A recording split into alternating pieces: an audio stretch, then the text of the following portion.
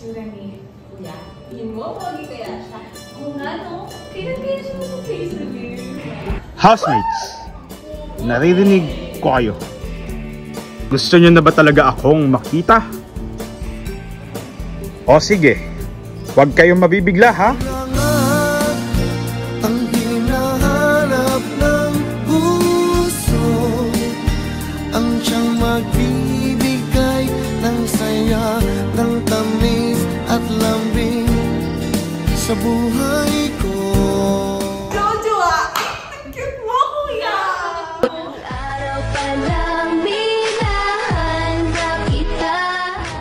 Well, hindi yan ang ating agenda for today. Dahil sa araw na ito, may panibago tayong hamon. Ang pag-intindi sa Cost Volume Profit o CVP analysis. Ready na ba kayo? Sino ka man talaga? Pinoy, ikaw ay Pinoy. Ipakita sa mundo kung ano kaya mo. Nabasa na po namin pero parang mahihirap naman po yata ng CVP analysis. Simple lang yun, Mikey. Ang CVP analysis ay parang guide mo sa pag-aaral kung paano nakaka-apekto ang cost, sales volume at price sa kinita ng isang company. Kuya, parang sa love life ko to, akala ko constant ng happiness yung pala may break-even point. Ha ha ha! Feeling nito. Speaking of break-even point, it's important na malaman natin ito kasi dito natin malalaman kung ilang units ang kailangan natin mabenta para ma-cover lahat ng ating expenses. Pero alam nyo ba kung paano i-classify ang mga cost? That is so easy kasi sa CVP, meron tayong 3 main assumptions. Yung revenue, fixed cost, and yung variable cost. Revenue per unit, laging constant, pero depende ang total revenue sa dami ng volume na ibebenta. Ang variable cost per unit, constant din, pero ang total variable cost ay iba-iba yan, depende sa volume. Parang budget ko, walang forever. Para naman sa fixed cost, kahit anong mangyari, steady lang ang amount. Pero pagdating sa per unit, ibang usapan kasi nag-iiba yon depende sa volume. Wait lang! Kuya, parang may naiwan ka. Ano yung relevant range? Hindi kita iniwan, housemate. Ang relevant range ay kung saan constant ang variable cost per unit at fixed cost total. Sana all, hindi iniiwan. Mabalik tayo sa break-even point. Nicole, maaari mo bang palawakin ang konseptong ito? Sa break-even point, hindi ka kumikita pero hindi ka rin nalulugi. Parang isang malinis na slate. Revenues mo, sakto lang sa cost mo. Kaya dapat malaman natin kung ilang units ang ibinebenta para at least covered lahat ng gastos. Laging tandaan, sa break-even point, revenue equals cost. Total contribution margin equals fixed cost. Actually kuya, hindi lang yan. Di ba magagamit din natin ito to decide kung magdadagdag tayo ng bagong product o magbabago tayo ng presyo? Ano naman ang contribution margin, Aber? Ako nang bahala dyan. Ang contribution margin ay kung anong natitira sa revenue pagkatapos bawas ng variable cost. Ginagamit yan para sa computation ng break-even point. Pero, paano naman ang margin of safety? Ang margin of safety ay yung units or revenue above ng break-even point. Ibig sabihin, ito yung pinakamalaking decline sa sales na pwedeng mangyari bago tayo malugi. Maganda rin pala yung margin of safety. Playing safe, kumbaga, playing safe? Parang siyang playing safe na never naging kami. Kaso, paano ba makukuha yung contribution margin na yan? Oo nga. Sumasakit na yung ulo ko, wala naman. Parang ang hirap niya. Huwag kang mag-alala dahil may iba't ibang formula para makuha yan. Kapag sinundan nyo ang mga ito, paniguradong makuha nyo yung margin of safety. Ikaw no? Agad-agad sumasakit ng ulo mo. Di ka maghantay. Kuya, 2 points sa kanya. 2 points sa kanya! Kuya, take 2 points sa mga to. Oh, housemates, huwag na kayo mag-away. Basta 2 points sa akin, sila din. Uuwi lamang ng lahat sa alitan. Alam mo naman na love kita, cute mo pag nagagalit ka. Pero baka hindi lang talaga sila compatible sa isa't isa. Kumbaga yung relationship nila, mas nagiging complex. Parang CVP analysis kapag marami nang pinoproduce na product yung isang kumpanya. Tama ka dyan. Kapag may mga multiple product problem, co-convert mo lang sila to single product kasi ilalabel mo sila as package. Kaya pala may tinatawag tayong sales mix. Kasi ito yung combination ng mga products na binibenta sa isang company. Wow! Tumama ko ngayon Kuya, sa tingin mo may paraan ba para madagdagan yung operating income by raising revenue? Kuya, tingin mo ba may paraan din para pagbatiin mo ng dalawang to? Oo naman. Meron din tayong tinatawag na degree of operating leverage, kung saan i-divide mo ang contribution margin sa net income. Gumagamit pala ang DOL ng fixed cost para mapilitan ang ratio or percentage ng profit or sales. At dyan nagtatapos ang inyong task. At para wala ng away, ang nanalo sa puso ko, sa task na ito ay si Nadine. Anong na, sure na ba? Sige na, ang ngayon ko lang naman ma-feel out of Buhay na nga ng buhay ng simple si Kuya kasama si Nadine. At sa akin na pinagbilin ang Pinoy Big Brother House. Pinoy Big Sister House! Ibang-ibang Pinoy. Ang gagamitin natin formula ay total fixed cost per period divided by the contribution margin. However, since hindi pa given ang contribution margin, kukunin muna natin ang contribution margin, which is selling price less variable cost. For this case, ang selling price ay 250 pesos. And ang variable cost, it includes 80 for direct materials, 50 for labor, 20 in variable overhead, and 10 in variable selling and administrative expenses. But maybe you are wondering bakit natin sinama ko yung 10 pesos na variable and selling expenses. Diba sabi nga naman, pag selling ng problem, ang kukunin natin ay contribution margin guideline instead of contribution margin manufacturing. So, pag inad natin ang mga values na ito, makuha natin ay 160 for variable cost. So, let's proceed. Selling price minus 160, ang contribution na margin na makuha natin ay 90 pesos. So, going back to the original formula, that is total fixed cost, which is 90,000, na given naman sa problem, divided by the contribution margin na 90 pesos. Ang makuha natin na break-even point units ay 1,000 units. Ito ang kailangan na number of units na may benta every month para makuha tayo ng break-even. Then, so, for the second requirement naman, ang kukuhanin natin dito ay contribution margin per unit at contribution margin ratio. Actually, alam niyo naman na nakuha na natin yung contribution margin per unit, which is 90 pesos. Ang kukunin na lang natin dito ay ang contribution margin ratio. At ang gagamitin natin formula ay contribution margin per unit over selling price per unit. So, let's translate it per unit. Contribution margin per unit is 90 pesos. So, divided by 250, ang makuha natin contribution margin ratio ay 0.36 or 36%. So, for the illustrative, for the requirement number 3 naman, kung kanina ang pinukuha natin, kung kanina sa requirement number 1, ang pinukuha natin ay break-even point in units, dito naman ang kukuhanin natin ay break-even point in sales. So, peso value ang pinukuha natin dito. At dito, sa instance na ito, pwede tayong gumamit ng dalawang formulas. First formula is total fixed cost divided by the contribution margin. So, let's substitute the value, total fixed cost, which is 90,000, nabilang sa problem, and yung nakuha natin contribution margin ratio kanina na 36%. So, pag dinivide yan, ang makuha natin na break-even point in sales ay 250,000 pesos. So, yung another formula naman na gawin natin gamitin, ito mas simple ito. Break-even point in sales equals break-even point in units multiplied by the selling price per unit. Yung break-even point in units kanina, nakuha na natin, which is 1,000 units. So, i-multiply na lang natin siya sa selling price per unit, which is 250. So, ang makuha natin ay 250,000 pesos. So, mapapansin nyo na pareho lang yung nakuha natin break-even point in sales, yung sa kaninang formula at sa formula na ito. So, to continue this illustrative problem, natin the house paper.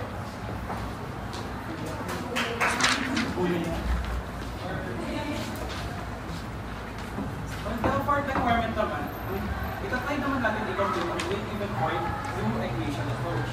So, for the idea, we can illustrate this idea. Net income is equals to revenue minus total fixed cost minus total variable cost, minus total fixed cost. So, we can also further equate this based on the problem. Ito po yung ating equation. 0 is equals to 250x minus 160x minus 90,000 for the fixed cost, variable cost, and yung revenue natin.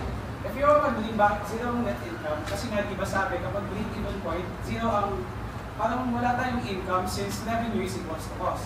And going back, to further simplify the problem, We will first combine the similar terms, which is 250x minus 160x. Makuha natin ay 90x. And i-simplify na naman ulit natin, ang 90x, ililipat natin siya sa regular side. Itatranspose natin. So magiging negative 90x equals to negative 90,000. And the last step will be, alisin natin yung negative 90 dyan sa may x. So i-divide natin both sides by negative 90. And ang makukuha natin will be 1,000 units ang ating break-even point in units, which is the same sa sinabi ni Mikey kanina sa requirement number 1. And for the last requirement naman, ang hinahanap naman natin dito is yung tatlo. Margin of safety in units, margin of safety in pesos, margin of safety ratio. Di ba sabi kanina sa video, ang margin of safety daw ay kung saan break-even, ito yung break-even sales mo.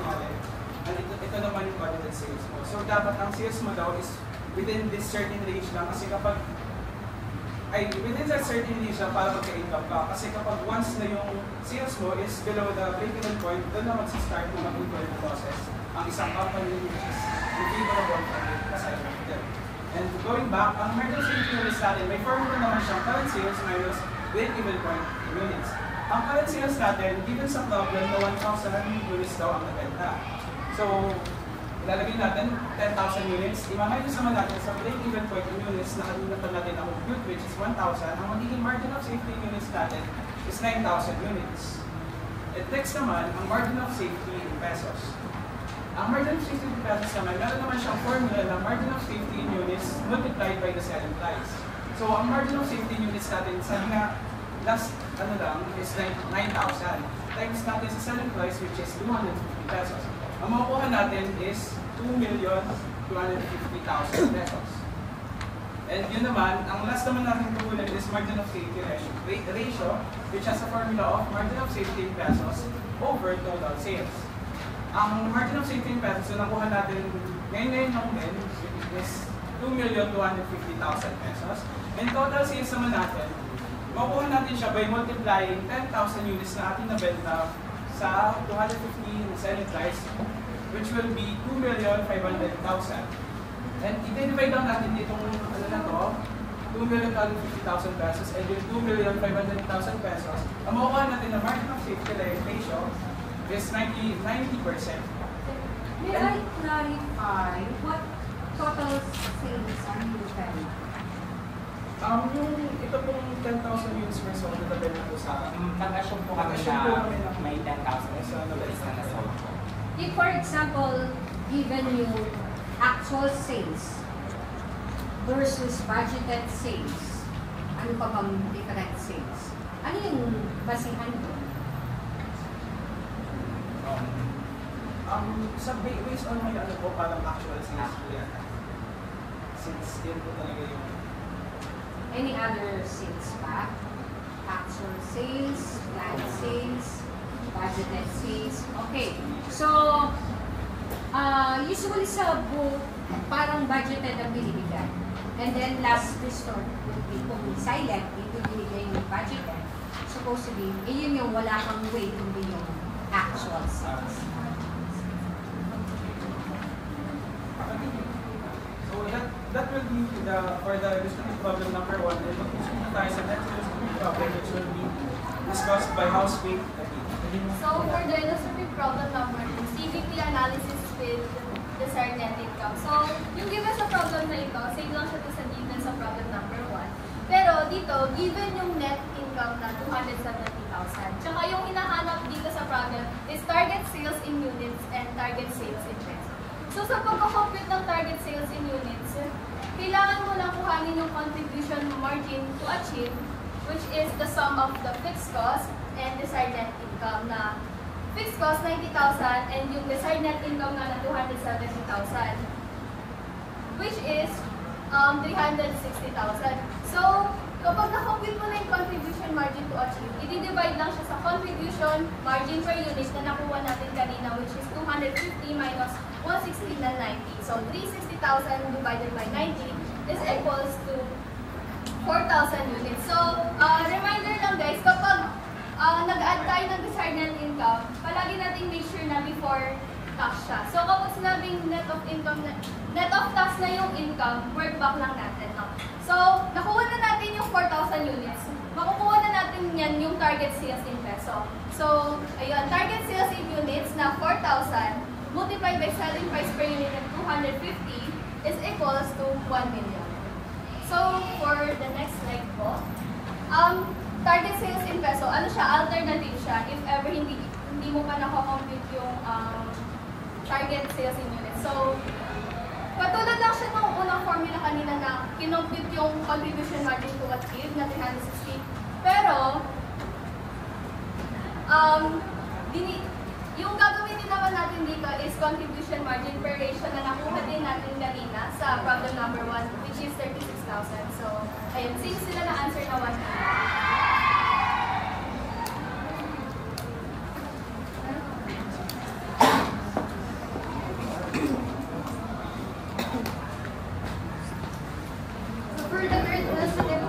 Which involves a sales mix. Given strategy selling price per unit, variable cost per unit, and expected sales per unit for the 3 products, product A, B, and C, and given the total fixed cost na 400,000 pesos. So firstly, we will compute for the contribution margin per unit by using the formula na discussed na earlier ng mga reporters. Selling price minus the variable cost per unit. So 170 minus 110. We will have a contribution margin per unit of 60. For product B, 230 minus 160, we will have 70. And for product C, 380 minus 210, we will have 170. So yung mga nakuha natin contribution margin per unit, i-multiply lang natin sila sa sales mix ratio na binigay na din kanina sa problem, which is 20%, 20%, and 60%. And we will have a weighted average contribution margin for product A na 12, and for product B na 14, and for product C na 102. So sa weighted average contribution margin, i-divide lang natin yung fixed cost by what we have computed earlier. So ipag-add lang natin yung tatlong nakuha natin na weighted average contribution margin, which is 128. So 400,000 divided by 128, we will have 3,125. Now, we will allocate it naman according to their sales mix na binigay din again sa problem kanina. 20%, 20%, and 60%. So, for the 3,125 units, we will have 625 units for the sales mix.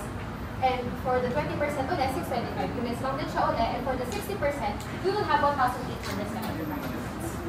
Now, we will be expressing it naman in break-even point in peso sales naman. So, yung 625 units na na-compute natin kanina sa allocation, i-multiply natin siya sa 170. We will have 106,250 pesos. And then for the other one, i-multiply naman natin sa 230, we will have 143,750 pesos. And lastly, sa 1,875 units, we will have 712,500 pesos.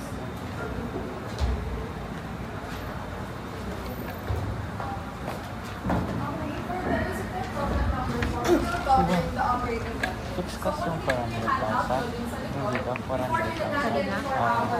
Operating leverage is contribution margin divided by operating. So, it is a problem natin. Ano yung mga income statements ng dalawang companies, NPA and LUT. So, dahil na-compute naman na yung contribution margin, which is 3.5 and 4.9, and then we will tayo income ng 2.3 and 2.3 for both entities. So, we can proceed na dun sa mismo solving ng degree of operating leverage for the both companies. So, ayun. Ayun na yung given. For entity A, yung contribution margin is 3.5 and then yung income 2.3. So, kung nakikinig na kayo, ano yung sagot natin for the degree of operating leverage for entity A?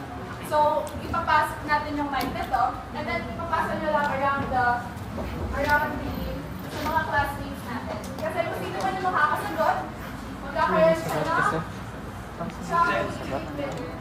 for 100 pesos. Okay. We'll start. Papasok mo lang siya natin. Tapos saan mag-stop yung mic after we stop the music, siya yung sasagot. Okay? Possible ba na hindi na niya ipasa? Hindi, kailangan ipasa. Disqualify. Sige, start. Huwag yung iba. Okay.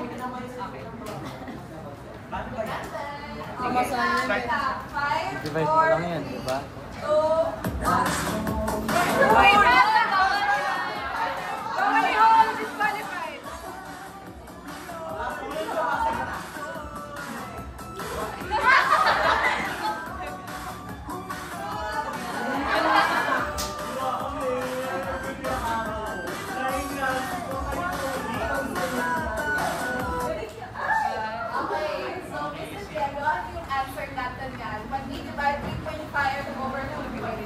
Para makuha natin yung operating. Kahit tayo mo lang siya i-calculate. I-divide mo lang yung values na. Okay, 1.52. 1.52.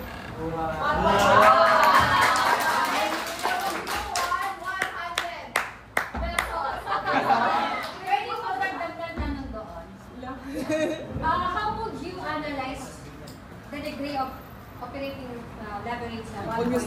Is it good? Is it bad? Is it favorable or unfavorable? Sa akin po ba naman? Sa kanya, hindi sa'yo pagiging sa kanya sa'yo. Sa kanya mo. Ano yung debitory mo siya associated?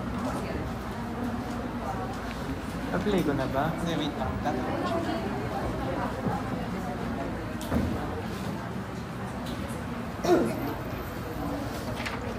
Sige. May explain po po after po na. Okay. Sige. Okay. And then for entity yung sa Santiago. Meron ka ng 1 million.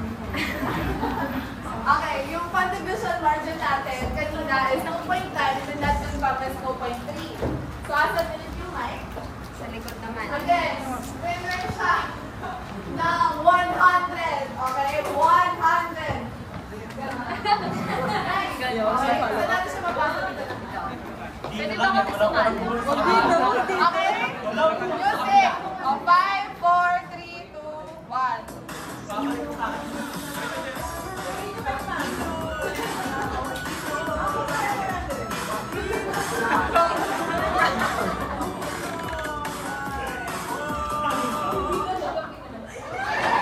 Naka-play pa niyan? Pa-post ko?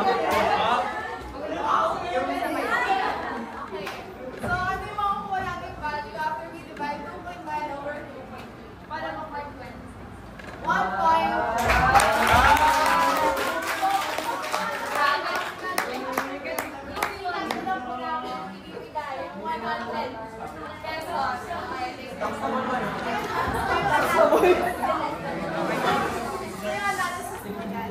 So, yung papansin niyo po, mas mataas po yung DOL entity A compared to entity A. So, we need to take note of that kasi the higher the DOL, it means na mas magiging sensitive si entity A compared to entity B when it comes to changes in sales volume.